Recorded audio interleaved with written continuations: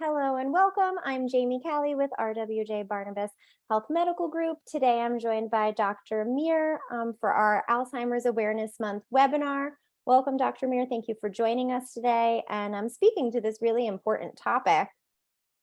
Just to get us started, I thought we'd discuss what Alzheimer's disease is, sort of in relation to how it differs from what we kind of consider dementia.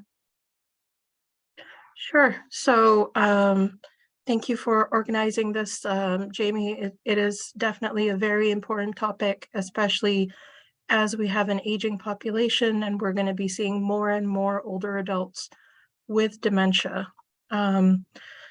So to answer your question, Alzheimer's dementia is a type of dementia that is related to getting older. There's a number of risk factors that I will talk about.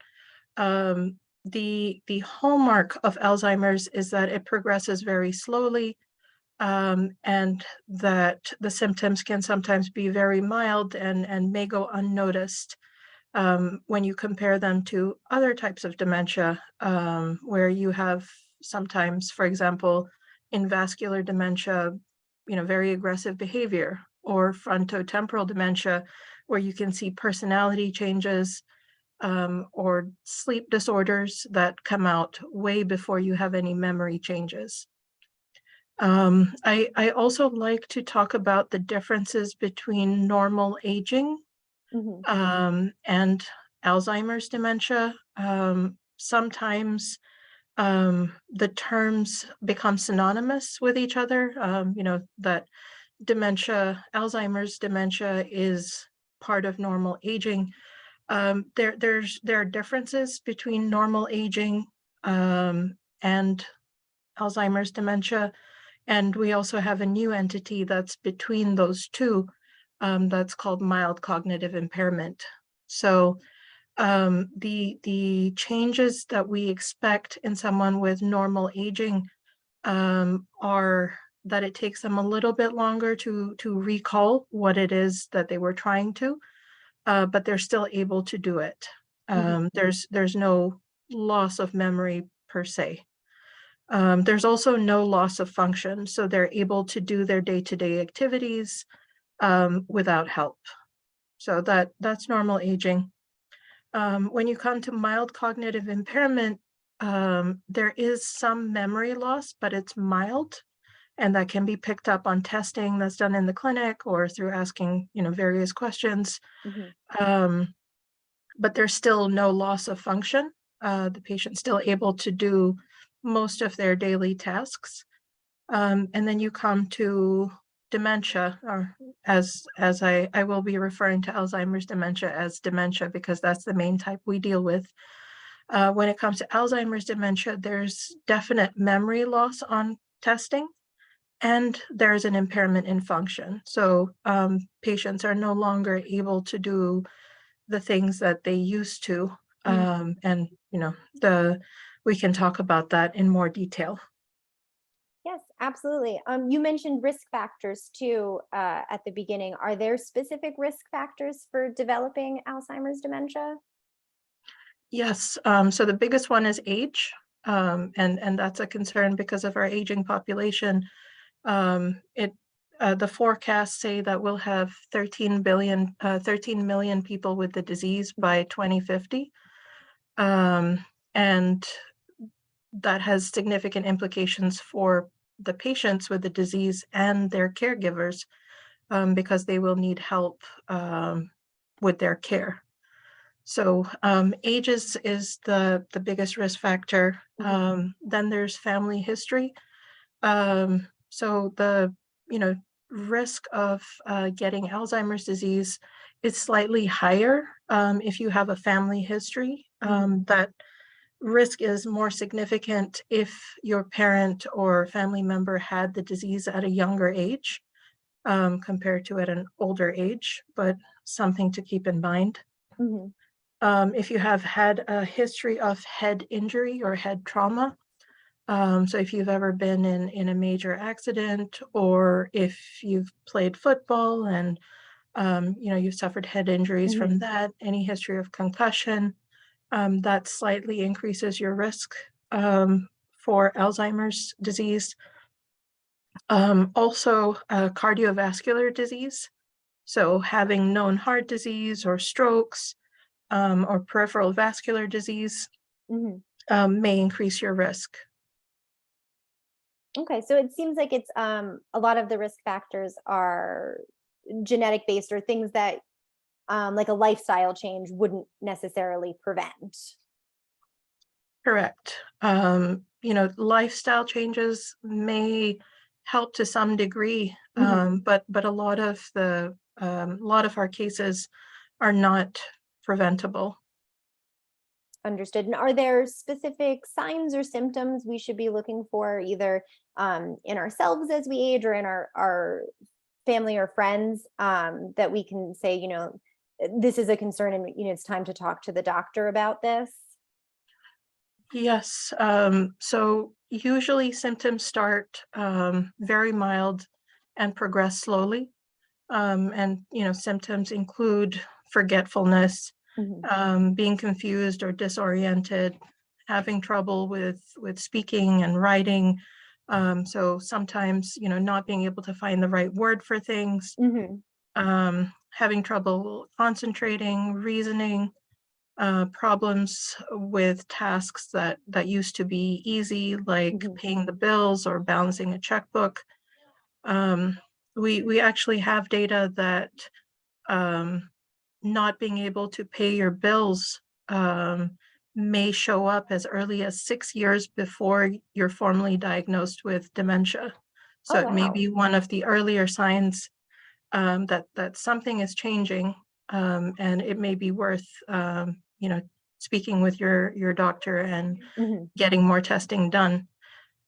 Um, as dementia progresses, we may see episodes of anger, aggression. Sometimes patients report seeing things that aren't there or believe in things that aren't true. Mhm. They may no longer be able to do their day-to-day activities like feeding themselves, bathing, dressing, or other routine tasks. And as the disease continues to progress, they may develop difficulty swallowing. They may lose bladder and bowel control. They may forget how to walk. Mhm. But that's really at the end stage of the disease. Okay, and those are obviously very prominent, but it seems like it's those more subtle, earlier signs, like you said, like doing something as routine as paying your bills, having difficulty doing that is a good time to, or I guess anything that would relate sort of similar to that. I know like a lot of people have auto pay and things like that now. But if you have a daily task or a weekly task that suddenly it's becoming very difficult to fulfill, or you're just forgetting in general that you have to fulfill, that's a good indication to see your primary care doctor or your geriatrician and start having those conversations. Absolutely. The earlier you seek help, the earlier we can try to figure out what's going on. And there's a lot of interest in identifying dementia early Hmm. because you may be eligible for some of our newer treatments. And that, a lot of them are still being studied and experimental. But if we are able to catch you early enough, we could recommend those. Hmm. And the other big thing that we can start doing is planning for the future. So if you look at just the financial aspect of it, if you catch someone 6 years before they're diagnosed with dementia, Hmm. they can have a plan in place to protect them financially, to have someone named as a surrogate to help Hmm. with their finances and someone to make decisions on their behalf before the disease gets too advanced that they're no longer able to appoint someone. So there's definite benefits to looking into these minor changes early, and planning for the future. And in terms of those newer treatments, could you speak to a few of them and, like what types of outcomes patients might see from some of those newer treatments? Absolutely. So there was a lot of excitement in the Alzheimer's research world about 2 years ago. The FDA approved the first new Alzheimer's medication in just over 20 years, Oh, and that wow. medication is called Aduhelm or aducanumab. So it was initially approved for all Alzheimer's disease, Hmm. but then the FDA modified that statement, and um, it's currently only approved for patients with mild disease. So Hmm. the mild cognitive impairment that we talked about, or mild Alzheimer's dementia. There's, a very specific checklist that you have to fit in order Hmm. to be eligible for the medication. It's quite a rigorous course of treatment. It's an IV infusion, and you would have to follow up monthly while getting that treatment. Hmm. Um, the benefits that we are hoping for, and that we are seeing modest improvements in, are the thought process behind Alzheimer's is that the disease occurs as a result of protein depositing in the brain. And Hmm. there's two types of protein. There's amyloid beta and tau. So what the new drug does is it tries to prevent deposition, Hmm. further deposition of these proteins in the brain. And from what we're seeing, there's modest improvements in memory and in function, but we're waiting for more results from Hmm. the ongoing clinical trials, to be sure that the drug is having the effect that we are seeing, Hmm. and to confirm that there really is an improvement. So, And sorry, go ahead. just to reiterate, and this is something that, again, that early detection is really important because you'll only qualify for this type of treatment in those very early stages. Correct. And like I mentioned, it's a very rigorous checklist that you have to fit. Hmm. So to give you an example, if I have a patient who comes to me who I think would benefit, I can't start the treatment myself. I have to refer them to a provider who is administering, Okay. this particular drug, Hmm. and they will do their own testing and their own clinical assessment before starting them on the medication. So it is quite tightly controlled, because we want to be able to keep track of Hmm. the outcomes. Excellent. And I know we talked about at the beginning that lifestyle changes aren't necessarily something that you can do to prevent this. But are there any lifestyle changes you recommend to your patients who have this as a diagnosis? Something to make things a little bit easier for them, help them stay on track with things that maybe they're starting to forget. So a lot of the questions that come to me are about how to prevent Hmm. Alzheimer's. Once you have developed, some of these interventions may slow down progression, Hmm. but we don't have any evidence that they do. There's no harm to following these recommendations. So I usually advise patients to stay as physically active as they can. Hmm. Um, Brisk walking, moving as much as you can, does help keep your mind healthy. Eating a healthy diet, again, the evidence is for diets like the Mediterranean diet, Hmm. which is high in antioxidants. There's some newer studies coming out that eating high flavonoid foods, so colorful fruits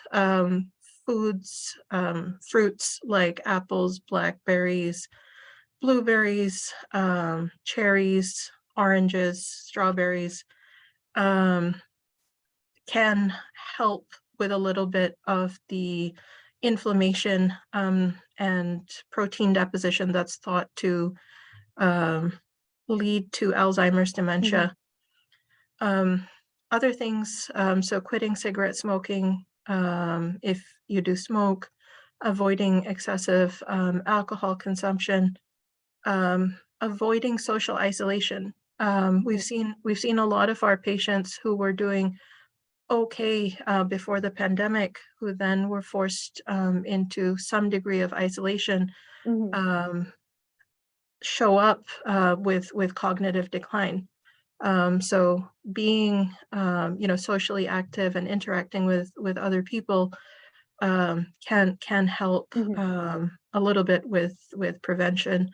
And we know that being socially engaged helps keep Alzheimer's patients active and Mhm. engaged. So those are some of the things that I recommend. Um, I always like to advise caregivers as well, because they're the other half um, of the story. Mhm. Any Alzheimer's patient who requires progressively more help, um, w- you know may be slowly becoming more of a burden on their loved ones. Um, and it's important for caregivers to get some support. One of the resources I like to share is alz.org. Mhm. So it is the Alzheimer's Association website. They have um, incredible resources on, what Alzheimer's is, what to expect, Mhm. how to care. They have support groups. They have local chapters. So there is a local chapter for New Jersey, and it's just a great resource for patients and their care partners.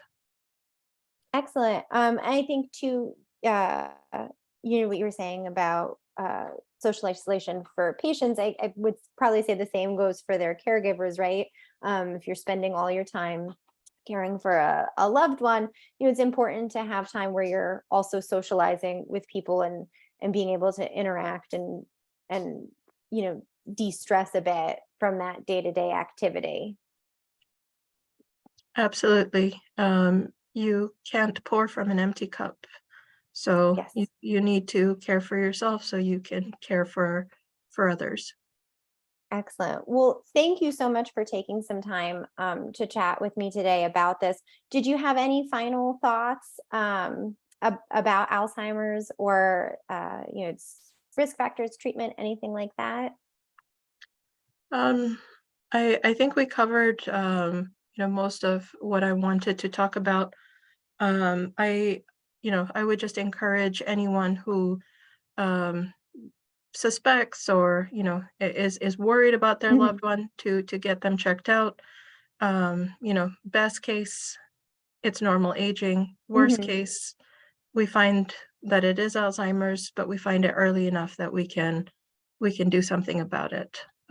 So I always advise people to act sooner rather than later. Mhm. And we are here for you. Excellent. Well, on that note, I thank you, and I thank anyone who has joined us today for being here for this discussion. And I hope everyone has a great afternoon. Thank you.